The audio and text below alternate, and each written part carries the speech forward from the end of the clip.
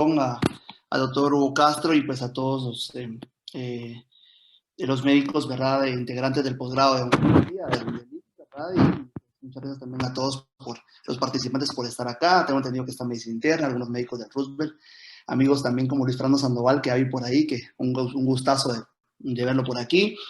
Y algunos, pues, invitados también de mi parte que tengo, pues, bienvenidos.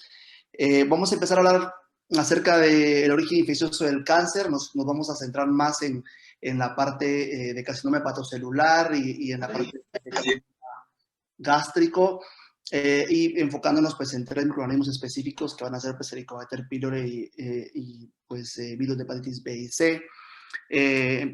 Empezamos con un poquito acá de, permítanme, es que esto no me está funcionando. Creo que está frisado esto. Permítanme. Muy bien. Entonces, con un poco de estadística, ¿verdad? Y de epidemiología, sabemos que las infecciones, el cáncer asociado a infecciones, pues representa más o menos el 15% de incidencia de cáncer global. Las primeras realmente reportes importantes sobre epidemiología de cáncer se ha hecho con relación a GloboCan, que básicamente pues es el reporte, ustedes sabrán más de eso que yo, el reporte básicamente de toda la epidemiología mundial y un registro mundial sobre cáncer. La primera fue en 2012 y la última en 2018, que pues tenemos la reciente publicación de 2020, pero son los datos de GloboCan 2018. La incidencia de cáncer asociado a infecciones pues es inversamente proporcional realmente al índice de desarrollo humano. Lo que vemos, como vemos en este estudio del 2012 en el Lancet, pues los países desarrollados y nórdicos usualmente pues tienen una incidencia de cáncer pues, asociado a infecciones por abajo del 5%. ¿Ah? La tablet.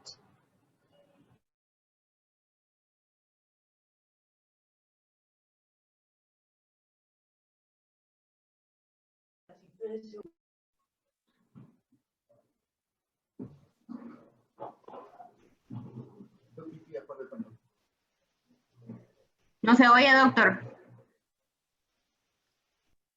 Sí, es que no sé si me escucha ya, es que me habían silenciado, pero... Es que alguien encendió el micrófono. Adelante. Sí, ya. Ok, perfecto. Entonces hablamos de que el cáncer asociado a infecciones está por arriba del 50% en algunos países de África subsahariana.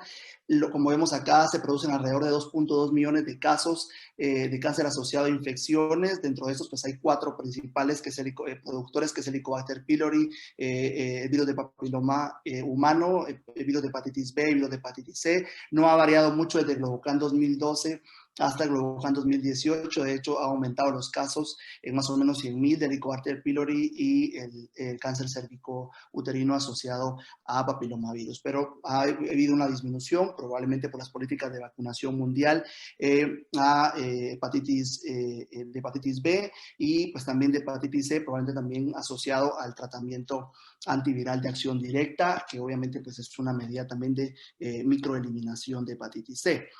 Entonces, esto es básicamente GloboCan 2012 y como vemos, pues básicamente en los países desarrollados son los donde va a haber menos incidencia, puestos por las políticas de prevención, por el screening que se da y por el tratamiento de las lesiones precancerígenas iniciales, ¿verdad? Lo que no pasa en el sudeste asiático. Acá no se evidencia mucho, pero ya lo vamos a ver en otras gráficas. Japón, China y Mongolia, muy importante en cuanto a el desarrollo de cáncer gástrico y también de hepatitis B, hablando específicamente de China. Nosotros pues estamos en rojo, que es más o menos de 30 a 39% de fracción atribuible. La fracción atribuible se refiere a la cantidad, al porcentaje de cáncer que podría ser evitado si no existieran estas infecciones. El paciente, si estas personas no se hubieran infectado de los microorganismos productores de todos estos tipos de cáncer, ¿verdad? En general. Y como vemos acá, pues tal es el caso en Inglaterra y en Gales, ¿verdad? Y Escocia y todo lo que es básicamente Reino Unido, pues las infecciones pues van por abajo, el cáncer asociado a infecciones por abajo pues, del 3.5% en cada uno de los microorganismos asociados. Luego está lo de Globocan 2018, si se dan cuenta, pues es lo mismo, 2.2 millones usualmente por año, ¿verdad? Y pues acá van a presentar los 4 microorganismos principales productores de cáncer, el cáncer gástrico asociado al Helicobacter pylori, como habíamos hablado, pues más que todo a nivel de la costa del Pacífico y la parte asiática y el este básicamente asiático y pues algunos casos pues bueno, bastantes casos realmente en todo lo que es África subsahariana. Lo mismo pasa pues con el papilomavirus. Aquí sí obviamente más problema en los países pues más pobres, en el caso de África subsahariana. Y hepatitis B, pues esto está muy asociado, tanto hepatitis B como C, a la historia de transmisibilidad que viene desde mucho tiempo atrás. Y en hepatitis C específicamente a la infección iatrogénica que se produjo por algunos años, específicamente en Egipto y en Mongolia y así también en Japón, ¿verdad? Pues que Japón sigue con una tasa de incidencia ajustada por edad, pues arriba de 10, ¿verdad? Y esto es lo, digamos que Globocan 2018 mejoró en su reporte de Lancet porque ya ajusta los casos por edad, lo que no había pasado anteriormente. Bueno, no podemos olvidarnos igual de que hay otras causas infecciosas de cáncer, ¿no? Y no podemos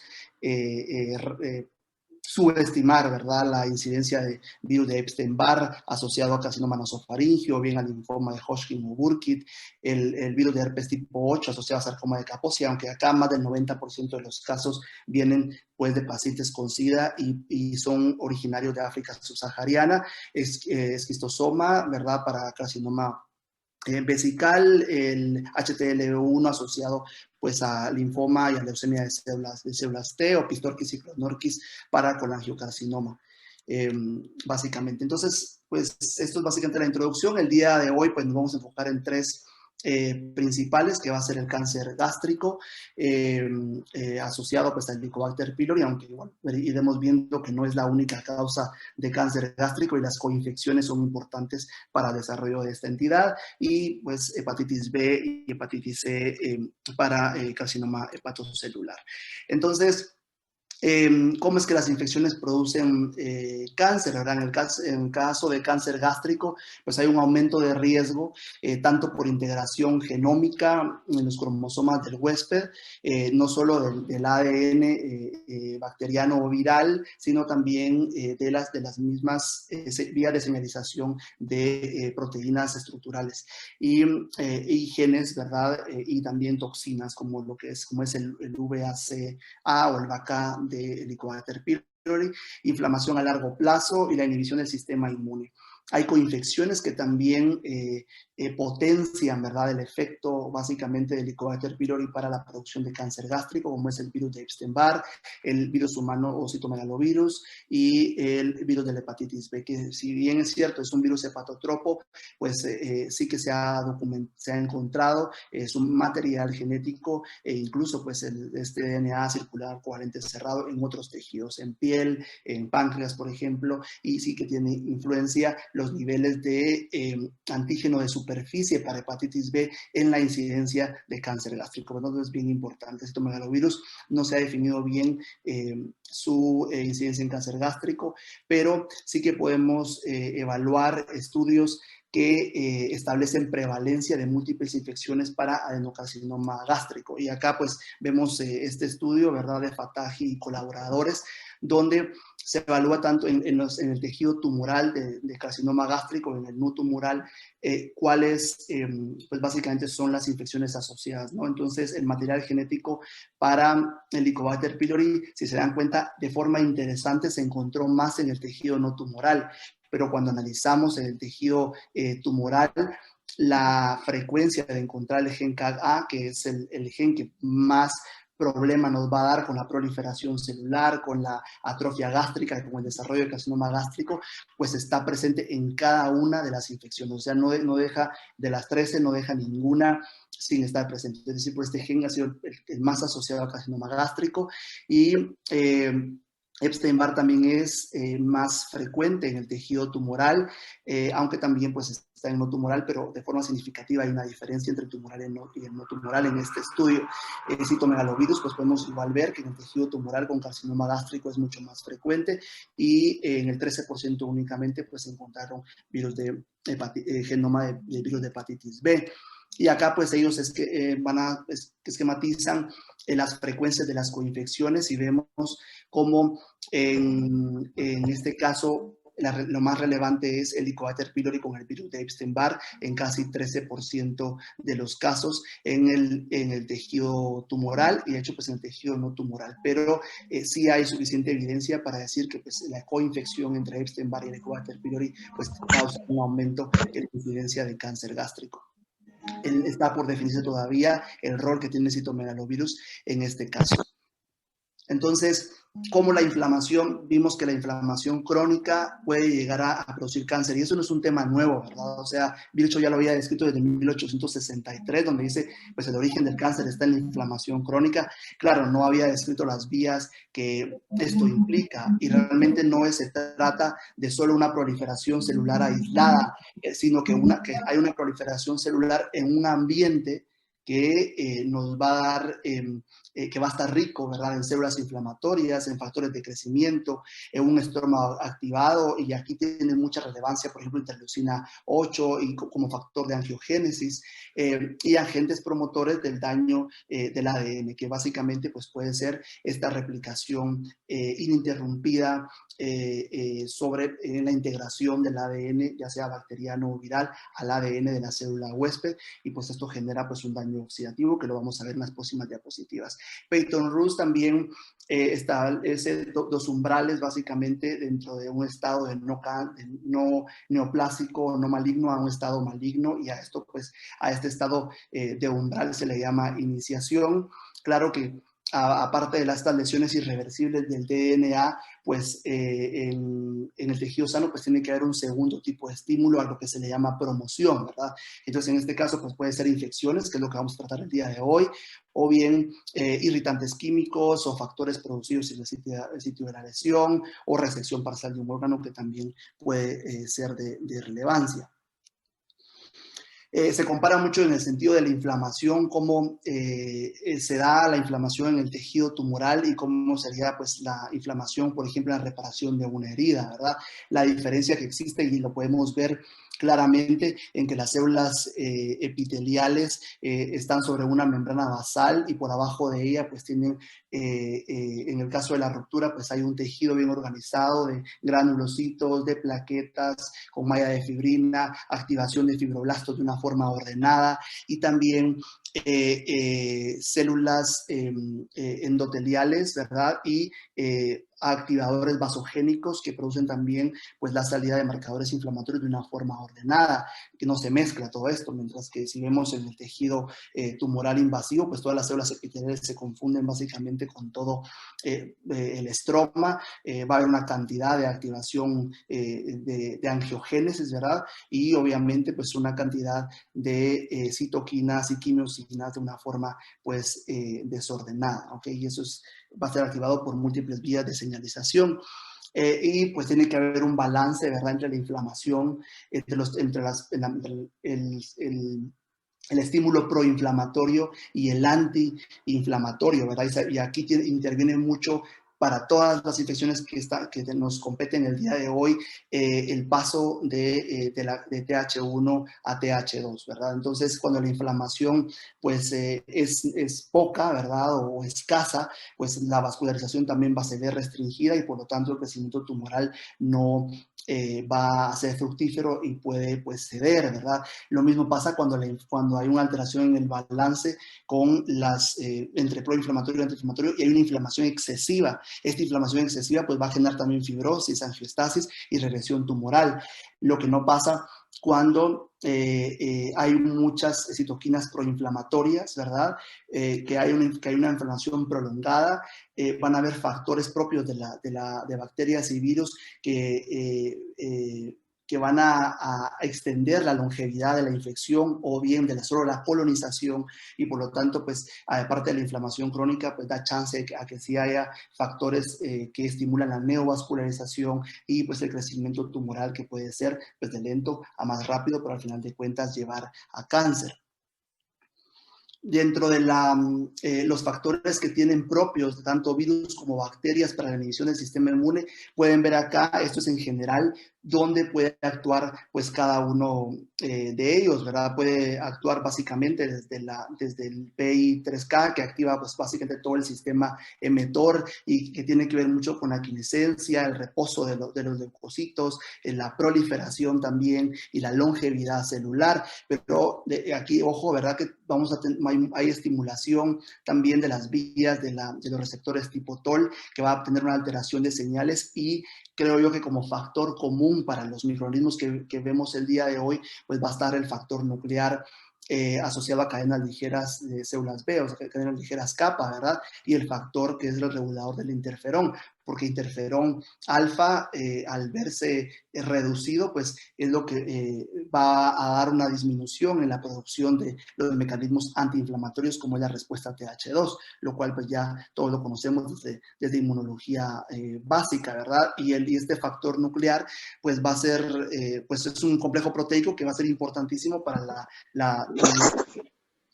para la transcripción del ADN y también para la liberación de mayor interleucina 8, que ya conocemos, pues tiene un montón de funciones sobre angiogénesis y también sobre proliferación celular. Pero bueno, que también pueden haber cambios en la presentación de antígeno, y aquí interviene mucho hepatitis C, por ejemplo, sobre el efecto que tiene en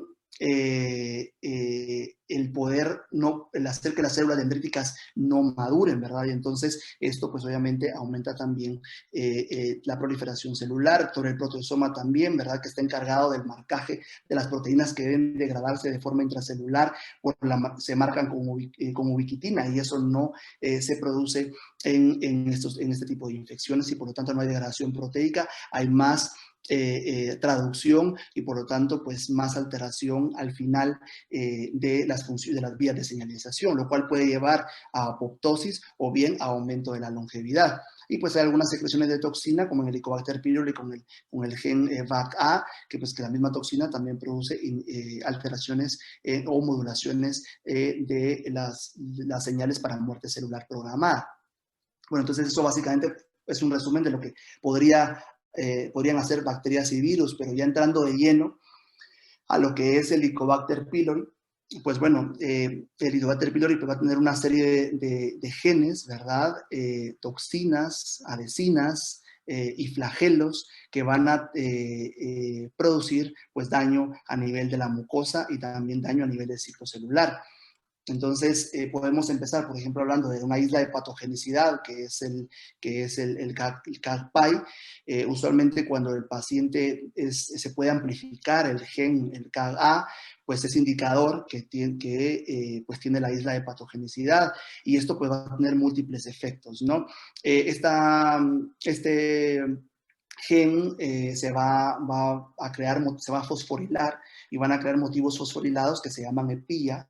De estos hay de la A a la D. La A y B están repartidos a nivel mundial, pero C, por ejemplo, está más en los países occidentales, y D está más en los países, específicamente el este asiático, e interviene mucho con el aumento de cáncer gástrico en Japón, en China, por ejemplo, y en Mongolia también.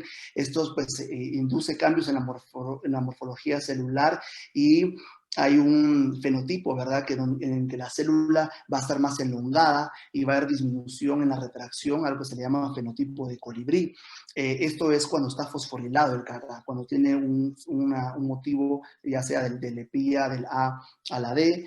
No los quiero confundir tanto también con tanta genética, pero en resumen, esta CAG-A fosforilada pues va a tener induce tanto elongación celular como disminución de retracción vía pues quinasas, y también va a haber una alteración o supresión, ¿verdad?, en las proteínas que ligan a actina, que son importantes para que se mantenga todo el epitelio y las células parietales a nivel gástrico, que son cortactina, esrina y vinculina. Y esrina tiene un factor bien importante que vamos a ver en las próximas diapositivas sobre el hecho de permitir que entre la bomba de hidrógeno, potasio, ATPasa y pueda generarse pues la acidez gástrica esperada. Entonces hay un bloqueo acá sobre la elongación y la retracción.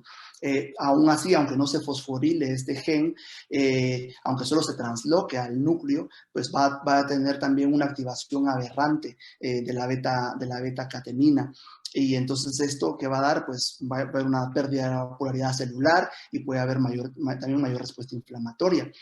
Aparte de eso, sobre estos efectos directos, pues también tiene un aumento de la entrega de peptidoglucano que va a estar en contacto con un sensor de peptidoglucano de las bacterias gram negativas que está en las células epiteliales, que es el NOD1. Entonces, este NOD1, al estar en contacto con el peptidoglucano, pues lo que va a hacer es activar nuevamente la vía del factor nuclear capa B, ¿verdad? Entonces, ¿esto qué va a pasar? Por lo que ya mencionamos de toda la transducción de señales, y todavía la liberación de interleucina 8 pues va a hacer que se perpetúe la inflamación gástrica, que haya gastritis atrófica y gastritis severa y por lo tanto pues cáncer gástrico asociado a mayor cáncer gástrico distal.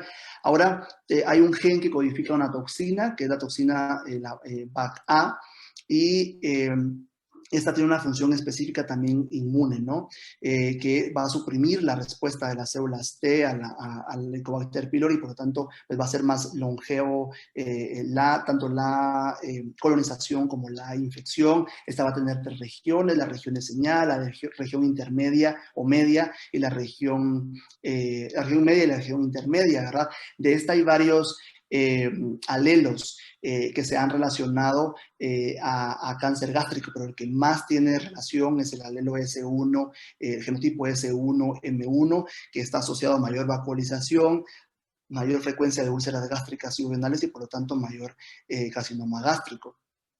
También participa en la ruptura de la barrera epitelial porque va a haber activación de caspasas 8 y 9 y lo cual induce apoptosis y también va a estar en relación o se va a unir a una fosfatasa de tipo tirosina, ¿verdad?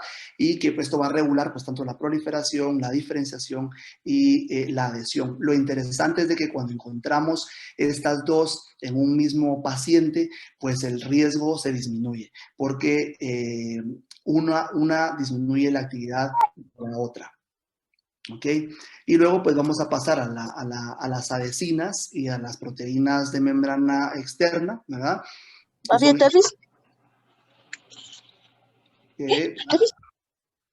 ¿Qué van a hacer? Pues el BABA, el SABA que es ácido ciálico y también pues la proteína inflamatoria externa y pues una que está asociada mucho pues a úlceras duodenales y que incrementa el nivel de Benito. Abrazo yo, Stephanie. Benito, un abrazo yo. Micrófono activado. Stephanie. O si no, va a querer la Lupe también venir. Sí, vamos a poner estos en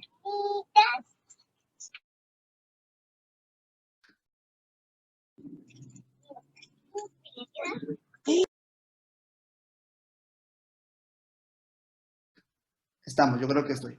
Bueno, estaba hablando acerca de las adhesinas, que también son parte de la virulencia de Helicobacter pylori, ¿verdad?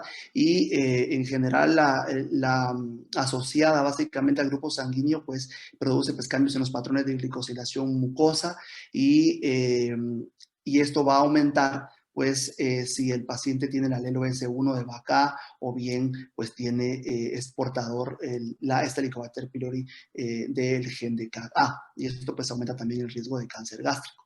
Y por último pues está pues el ramillete de flagelos que no solo sirven para la motilidad de la bacteria, tiene dos subunidades, ¿verdad? La FLA-A y la FLA-B, pero la FLA realmente es la que está más estudiada y más asociada también a la patogénesis y lo que básicamente produce esto es el aumento o la longevidad de la colonización. Digamos que a diferencia de Salmonella o otros gram negativos, este va a tener baja actividad sobre los receptores tipo TOL5, y lo cual pues le permite pues, a la bacteria estar mucho más tiempo colonizando. Esto no, aparte de los factores de virulencia de la bacteria, solo ellos no podrían causar, pues, aumentar el riesgo de cáncer o causar cáncer en el paciente.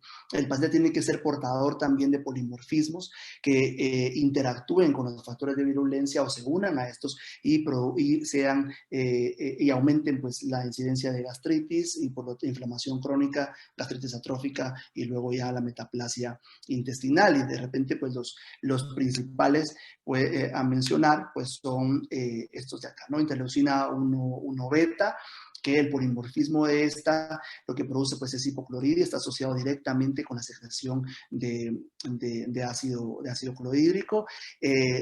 No solo esto, también el factor de necrosis tumoral alfa igual, y esto es por la misma inflamación que se produce y la activación inmune. Las dos van a ser supresoras de ácido, ¿verdad? Y pues esto va a aumentar también si tenemos también polimorfismo de interleucina 10. De hecho, cuando hay un polimorfismo de la interleucina 10 asociado al de la interleucina 1 beta y el factor de necrosis tumoral, pues vamos a aumentar hasta 27 veces más la incidencia de cáncer en los pacientes que están infectados con Helicobacter pylori, ¿ok? Interleucina 8, pues ya lo he mencionado suficiente. Y entonces la pregunta es realmente, pues, influye, porque era discutible, ¿verdad? ¿Influye la cepa del Helicobacter pylori independientemente de los genotipos del huésped? Pues, bueno, claro que influye, ¿verdad? Entonces, se ha demostrado aquí, pues, el estudio de Figueiredo y colaboradores, ¿verdad?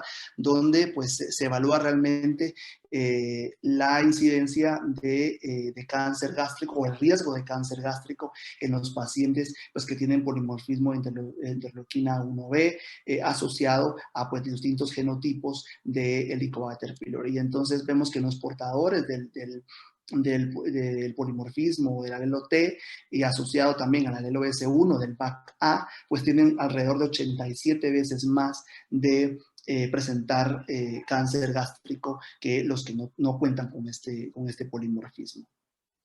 Hablamos también sobre el efecto que tiene o lo que produce básicamente sobre la secreción ácida Helicobacter pylori, ¿verdad? Y hay varias dianas, ¿verdad? Las células inflamatorias, específicamente macrófagos, pues van a aumentar la producción de interleucina 1 beta y factor de necrosis tumoral, alfa, que ya vimos que tiene un efecto pues, sobre la secreción ácida. Pero no solo eso, cuando son portadoras del gen BAC-A, pues va a producir un bloqueo de la esrina, y lo que hace la esrina es básicamente hacer un espacio, abrir las células parietales para que pueda entrar la bomba de hidrógeno, potasio, ATPasa, que va a contribuir con la secreción ácida. Y de hecho, pues VACA también directamente suprime a la enzima, ¿ok? Esto también se hace, aparte de esto, pues el hecho de tener Helicobacter pylori también causa un aumento de la expresión de las COX-2, ¿verdad? En las células epiteliales.